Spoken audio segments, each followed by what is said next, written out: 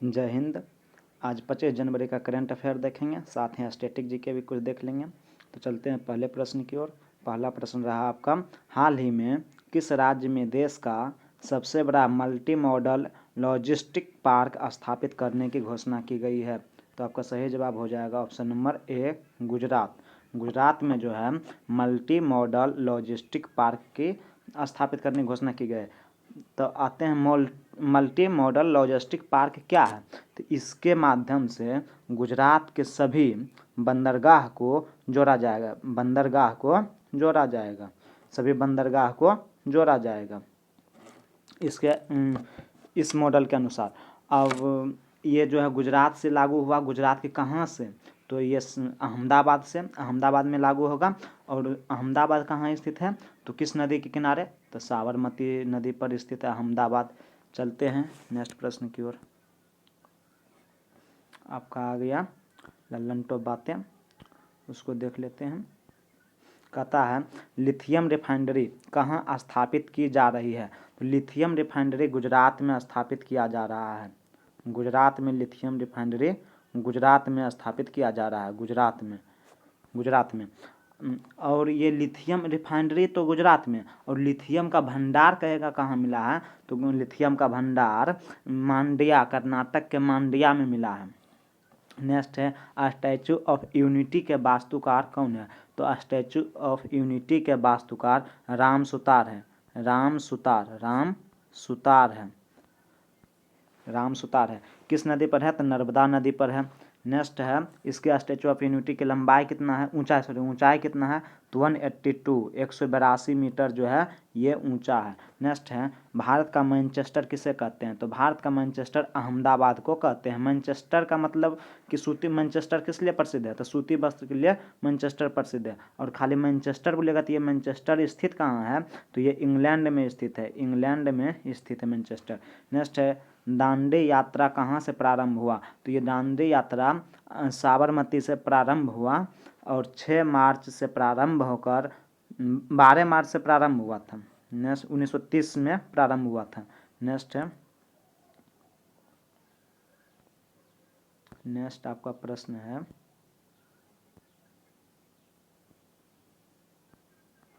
Next है आपका 2 number, हाल ही में केंद्रीय बजट हेतु मोबाइल ऐप लॉन्च किया गया। इस ऐप को किसने विकसित किया? केंद्रीय बजट को मोबाइल ऐप के द्वारा पेश किया जाएगा। इस ऐप को किसने लॉन्च किया है? तो आपका सही जवाब हो जाएगा option number B, national informatics centre, NIC, national informatics centre के द्वारा जो है इस मोबाइल ऐप को जो है लॉन्च किया गया है। और ये किसने व्यक्ति, तो इसका जो है ये विकसित किया था NIC, लेकिन लॉन्च किया किसने? तो निर्मला सीतारमण ने लॉन्च किया है। इस मोबाइल ऐप के द्वारा अब जो बजट आएगा वो हार्ड कॉपी में न आकर सॉफ्ट कॉपी में दिया जाएगा, पेश किया जाएगा बजट को। पहली बार ऐसा होगा कि बजट को सॉफ्ट पेपर में जो है सांसद को सौंपित दिया जाएगा। नेक्स्ट की ओर चलते हैं। यदि पूछ देता है भारत का यानी भारतीय बजट का जो है जनक किसे कहते हैं? तो भारतीय बजट व्यवस्था का जनक जेम्स विल्सन को कहते हैं। जेम्स विल्सन को कहते हैं, जेम्स विल्सन को कहते हैं। नेक्स्ट प्रश्न की ओर चलते हैं और आपका अगला प्रश्न इससे संबंधित है, लल्लन टॉप बात। नेक्स्ट है आपका, बजट शब्द का उल्लेख किस अनुच्छेद में मिलता है? तो बजट शब्द का उल्लेख अनुच्छेद में इसके बारे में, बजट के बारे में कहा ही नहीं गया है। अनुच्छेद 112 में वार्षिक वित्तीय आय के बारे में विवरण है। नेक्स्ट है भारतीय बजट व्यवस्था का जनक किसे कहा जाता है? तो भारतीय बजट व्यवस्था का जनक जेम्स विल्सन को कहा जाता है। विल्सन यहाँ लिख देते हैं, विल्सन को कहा जाता है। विल्सन को विल्सन को। पहला बजट किसके द्वारा पेश किया गया? तो पहला बजट जो है भारत का सनमुखम सेठी द्वारा पेश किया गया। सनमुखम सेठी लिख लेना भाई, सनमुखम सेठी। सबसे अधिक 10 बार बजट किसके द्वारा प्रस्तुत किया गया? सबसे अधिक बजट 10 बार प्रस्तुत किया गया मोरारजी देसाई के द्वारा 10 बार। नेक्स्ट है अंतरिम बजट, मोरारजी देसाई आंसर होगा। नेक्स्ट है अंतरिम बजट 2019 किसके द्वारा प्रस्तुत किया गया है? तो अंतरिम बजट 2019 पीयूष गोयल के द्वारा पेश किया गया है। रेल मंत्री पीयूष गोयल के द्वारा पेश किया गया है अंतरिम बजट। अब बजट पेश किया है निर्मला सीतारमण, लेकिन अंतरिम बजट बोलेगा तो ये पीयूष गोयल ने पेश किया। नेक्स्ट प्रश्न की ओर चलते हैं और आपका अगला प्रश्न आ गया है प्रश्न संख्या 3।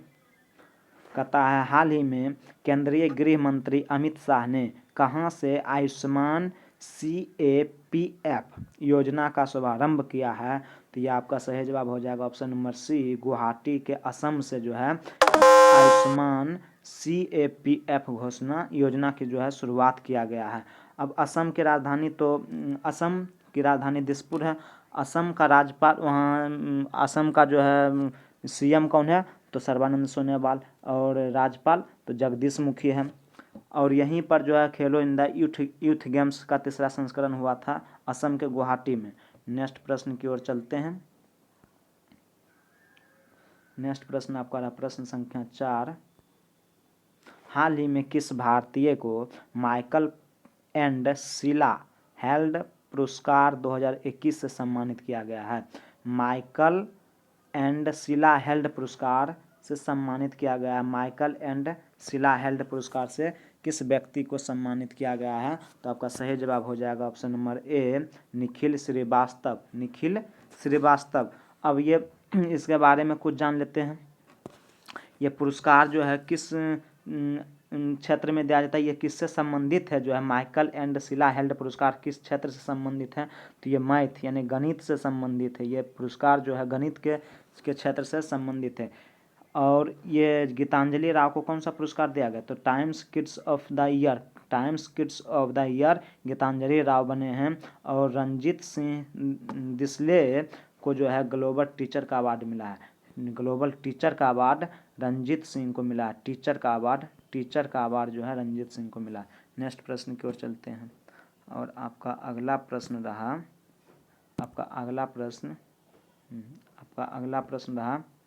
प्रश्न संख्या 5। हाल ही में किस बहुराष्ट्रीय कंपनी ने प्रोजेक्ट लून बंद करने की घोषणा की है? तो प्रोजेक्ट लून बंद करने की घोषणा ये गूगल का है। इन्होंने जो है बंद करने की घोषणा कर दिया है। इन्होंने बोला है कि हमको जो इससे प्रॉफिट यानी कि नहीं आ रहा है। अब ये प्रोजेक्ट लून क्या है? तो ये गूगल का एक प्रोजेक्ट है। इसमें जो है 20 किलोमीटर ऊंच पर जाकर जो है बैलून के द्वारा जो है इसके अनुसार बैलून के द्वारा इंटरनेट की सुविधा दिया जाएगा। इंटरनेट की जो है उपलब्ध कराया जाएगा। 20 किलोमीटर ऊपर में बैलून हीलियम का फेंकेगा, भेज देगा 20 किलोमीटर ऊपर में, वहाँ से जो है ये इंटरनेट की व्यवस्था चालू कर देगा। और अभी हाल ही में हीलियम गुब्बारा जो है सबसे समताप मंडल में सबसे ज़्यादा दिन तक 312 दिन तक रहने का रिकॉर्ड बना लिया है। नेक्स्ट प्रश्न की ओर चलते हैं। वायुयान के टायरों में भी हीलियम गैस का भरा जाता है। नेक्स्ट और आपका अगला प्रश्न 6ठा प्रश्न रहा। हाल ही में किस राज्य में तोसाली राष्ट्रीय शिल्प मेला शुरू हुआ है? तो तोसाली राष्ट्रीय शिल्प मेला जो है ये उड़ीसा में शुरू हुआ है। ऑप्शन नंबर बी, उड़ीसा का भी मुख्यमंत्री कौन है? तो उड़ीसा में मुख्यमंत्री नवीन पटनायक है।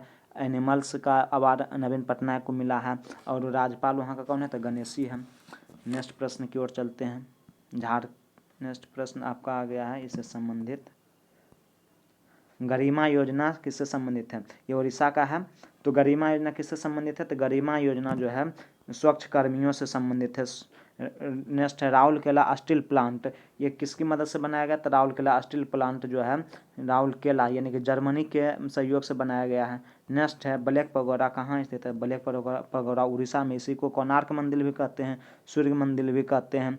किसने बनवाया था? तो नरसिंह वर्मन प्रथम ने बनवाया था। नेक्स्ट है अशोक का 13वां शिलालेख। अशोक का 13वां शिलालेख ये किससे संबंधित है? तो कलिंग युद्ध से संबंधित है। अशोक का 13वां शिलालेख कलिंग युद्ध से संबंधित है। कलिंग युद्ध से इसमें अशोक ने बहुत बड़ा नरसंहार किया था, इस युद्ध में हुआ था। और इसके बाद जो उन्होंने इसको छोड़ दिया, ये सबको छोड़ दिया और फिर बौद्ध धर्म को अपना लिया। नेक्स्ट प्रश्न की ओर चलते हैं। नेक्स्ट प्रश्न आपका है हाल ही में अमेरिका में कौन देश के पहले सेकंड जेंटलमैन बन गए हैं? तो ये बन गए हैं Douglas Emhoff, Douglas Emhoff, option number C. ये जो है कमला हैरिस, जो उनका जो है पति है, कमला हैरिस की पति है, कौन, डगलस एमहॉट।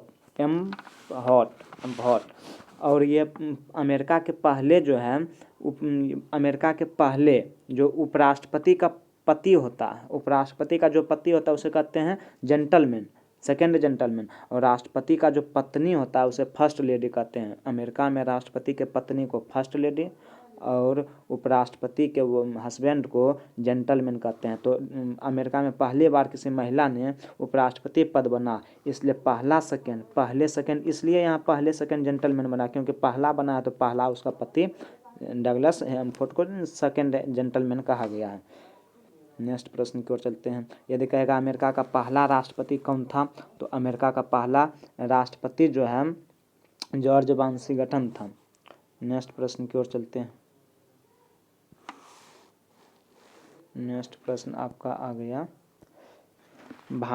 ललन टॉप बात है, भारत का एक उपराष्ट्रपति होगा, यह किस अनुच्छेद के तहत है, तो अनुच्छेद 63 के तहत जो है भारत में एक उपराष्ट्रपति होगा। 33 के तहत। भारत के पहले उपराष्ट्रपति कौन है, तो डॉक्टर सर्वपल्ली राधाकृष्णन है। संयुक्त बैठक में शामिल नहीं होता, कौन शामिल नहीं होता है, तो उपराष्ट्रपति जो है शामिल नहीं होता है संयुक्त बैठक में। संयुक्त बैठक किस अनुच्छेद के तहत होता है, तो 108 अनुच्छेद 108 के तहत जो है बुलाया जाता है। अमेरिका के पहले उपराष्ट्रपति कौन है, तो पहला उपराष्ट्रपति जॉन एडम्स है, जॉन एडम्स। उपराष्ट्रपति पहला जॉन एडम्स, लेकिन राष्ट्रपति पहला जो है जॉर्ज वाशिंगटन है। नेक्स्ट प्रश्न की ओर चलते हैं। और आपका जो है अगला प्रश्न है प्रश्न संख्या 8 में, कहता है हाल ही में 3.5 यानी 3.5 किलोमीटर लंबी बासुकी मालगाड़ी चलाई गई है। इस मालगाड़ी में कितने इंजन आपस में जोड़े गए हैं, तो इसमें जो है 5 इंजन जो है जोड़कर बनाया गया, 5 इंजन 5 इंजन जो इसमें जोड़ दिया गया है, ऑप्शन नंबर डी। और जो है एक 3.5 3.5 किलोमीटर का जो है मालगाड़ी बनाया गया है। इससे पहले था शेषनाग की लंबाई कितना था, तो 2.8 किलोमीटर शेषनाग मालगाड़ी का जो है लंबाई था।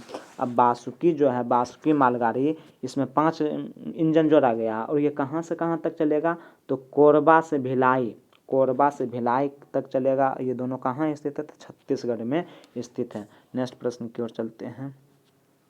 और आपका अगला प्रश्न रहा प्रश्न संख्या 9, कहता है प्रश्न के 9 में, हाल ही में चर्चा में रहे ग्रेट ग्रीन वॉल इनिशिएटिव का संबंध किस महाद्वीप से है। ग्रेट ग्रीन वॉल इनिशिएटिव का संबंध, ऑप्शन नंबर सी, अफ्रीका महाद्वीप से जो है इसका संबंध रहा है। अब ये क्या करेगा, तो इसके अंतर्गत इस प्रोजेक्ट के अंतर्गत जो है ये वहाँ के मरुस्थलीय जगह जो है उसको प्रसार को रोकेगा। मरुस्थल जो धीरे धीरे अपना विस्तार कर रहा है, इस प्रोजेक्ट के तहत उसको रोकने का काम करेगा।